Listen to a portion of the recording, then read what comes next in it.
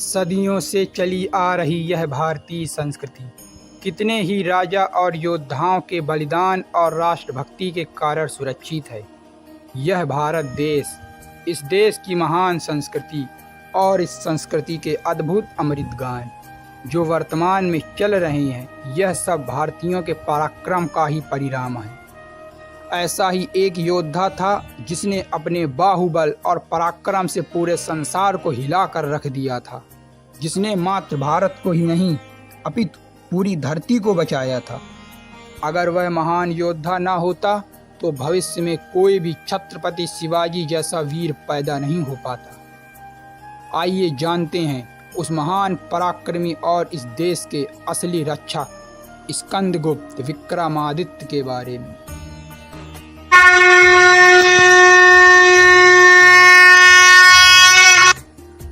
स्कंदगुप्त का जन्म 428 ईस्वी में हुआ था।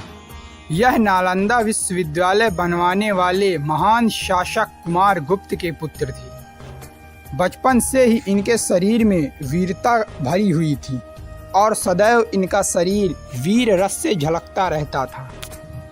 इन्होंने जिस प्रकार उन निर्दयी हूणों को पराजित किया, वह कोई भगवान का अवतार ही कर सकता था। आइए जानते हैं कि वह हूण कौन थे, जिनके नाम से उस समय दुनिया थर-थर कांपती थी। और इन हूणों को जाने बिना हम स्कंदगुप्त की वीरता का अंदाजा भी नहीं लगा सकते। उत्तर पश्चिम में रहने वाला एक कबीला जिसका लक्ष्य पूरी दुनिया में शासन करना था। यह लोग जहाँ जाते थे वहाँ खून की नदियाँ बहा देते थे। जब इनकी नज़र रूस की तरफ गई तो वहाँ की वोल्गा नदी खून से लाल हो गई। आदमी, औरतें, जानवर, बच्चे सभी को टुकड़ों टुकड़ों में काट देते थे।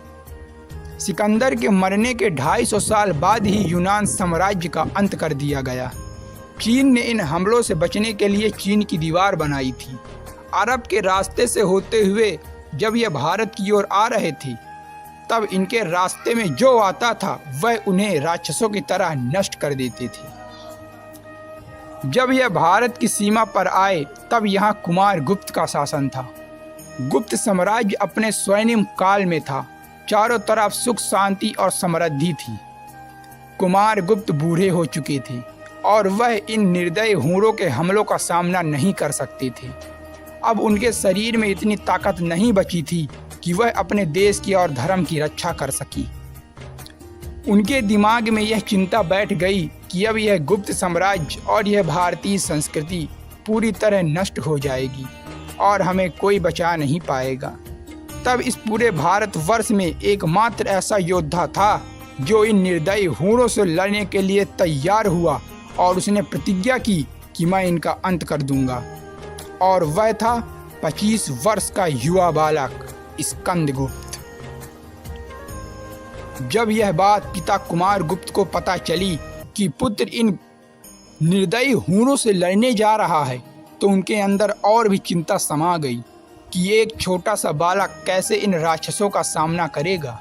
स्कंदगुप्त की माता देवकी का रो रो कर बुरा हाल हो गया था। वह उसे जाने नहीं दे रही थी, लेकिन कुमार गुप्त के पास कोई अन्य विकल्प नहीं था। उन्होंने अपने मित्र बलिया के राजा वीर लोरिक यादव को स्कंदगुप्त की सेना का सेनापति बनाया और युद्ध के लिए भेज दिया। यह युद्ध गंगा और सिंधु नदी के बीच हुआ था। स्कंदगुप्त अपनी सेना की तरह ही रहते थे और उन्हीं के साथ सोते, खाते और युद्ध अभ्यास करते थे। उनका राष्ट्रभक्त देखकर सेना के अंदर उत्साह और बढ़ जाता था। पहली लड़ाई जब स्कंदगुप्त की उन हूणों से हुई तो वह बुरी तरह पराजित हो गए। यह समाचार जब कुमार गुप्त को पता चला तो उनको यह लगा कि पुत्र की मृत्यु हो गई है, जिसके कारण से उनका भी देहांत हो गया। इधर स्कंदगुप्त को अपने पिता की मृत्यु के बारे में कोई खबर नहीं है। वह वीर योद्धा लोरिक के साथ मिलकर गुप्त साम्राज्य की रक्षा में लगे हुए थे। अगली बार पुनः युद्ध हुआ। स्कंदगुप्त ने इतनी वीरता के साथ युद्ध किया कि उनकी तलवार जिस दिशा में निकल जाती थी उधर शवों का ढेर लग जाता था। स्कंदगुप्त ने हजारों सैनिकों को अकेले ही मौत के घाट उतार दिया। उधर वीर अहीर लोरिक माता काली के जयघोष के साथ अपनी 84 मन की तलवार हाथ में लिए हूरों की सेना को काटते हुए चले जा रहे थे। स्कंदगुप्त और लोरिक की वीरता को देखकर हूरों के अंदर भय उत्पन्न हो गया। स्कंदगुप्त सेना के बीच जाकर उनके राजा अटीला को घसीटते हुए छाती में पैर रखकर युद्ध का विजय घोष कर दिया। जब यह समाचार चीन के राजाओं और पश्चिम के राजाओं को पता चला कि एक 25 वर्ष के भारतीय युवा ने इस क्रूर निर्दयी अटीला को पराजित कर दिया है, तो उनकी खुशी का ठिकाना नहीं रहा। अब चीन को दीवार बनाने की आवश्यकता नहीं थी। पूरी दुनिया इन हूरों के आतंक से मुक्त हो चुकी थी और स्कंदगुप्त को भगवान की तरह पूजा जाने लगा था। जब स्कंदगुप्त विजय प्राप्त करके अपने नगर पाटलिपुत्र लौटे, तब वहां ऐसा उत्सव था जैसे कोई त्योहार मनाया जा रहा हो। वह अपनी माता देवकी से मिले।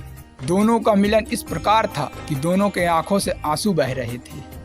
इतिहासकार कहते हैं कि स्कंदगुप्त और उनकी माता देवकी का मिलन उसी प्रकार था जिस प्रकार श्री कृष्ण और उनकी माता देवकी का पहली बार मिलन हुआ था। भारतीयों ने स्कंदगुप्त को अपना राजा स्वीकार कर लिया था, परंतु वह जीवन भर अविवाहित रहे और उन्होंने अपना सारा जीवन राष्ट्र की सेवा, धर्म भक्ति और देश के कल्याण में बलिदान कर दिया। वह सदैव पाटलिपुत्र से बाहर रहते हुए गुप्त साम्राज्य का निर्माण करते थे और शासन कार्य अपने भाई पुरुगुप्त को सौंप दिया करते थे। इसके बाद गुप्त साम्राज्य में कोई भी इतना शक्तिशाली योद्धा नहीं हुआ जो भारत को किसी विदेशी शक्ति से बचा सके। अनेकों इतिहासकार इनके बारे में अपनी पुस्तकों में उल्लेख करते हैं। 12वीं शताब्दी में लिखी गई पुस्तक कथा सरित सागर में कहा गया है कि महेंद्रादित्य के पुत्र विक्रमादित्य ने देश की रक्षा की। नेपाल के इतिहास से पता चलता है कि स्कंदगुप्त और गुप्त साम्राज्य का संबंध नेपाल के यादव राजाओं से है। जिस प्रकार शास्त्रों में यादवों का राष्ट्रीय चिन्ह गरुड़ है, उसी प्रकार स्कंदगुप्त का भी राष्ट्रीय चिन्ह गरुड़ था, जिससे इतिहासकारों का यह मानना है कि यह भगवान श्री कृष्ण के यादव वंश से संबंधित थे। ये वही यादव वंश है जो आज अहीर और गोप नाम से भारतीय उपमहाद्वीप में भारी संख्या में पाए जाते हैं। स्कंदगुप्त विक्रमादित्य जैसे योद्धा इतिहास में एक नहीं अनेकों हुए हैं, जिन्होंने अपने जीवन को बलिदान करते हुए देश और धर्म की सेवा की है, परंतु आज भी हम इनसे अपरिचित हैं। इस महान योद्धा के बारे में सभी को पता चले, इसलिए इसे अधिक से अधिक शेयर अवश्य करें।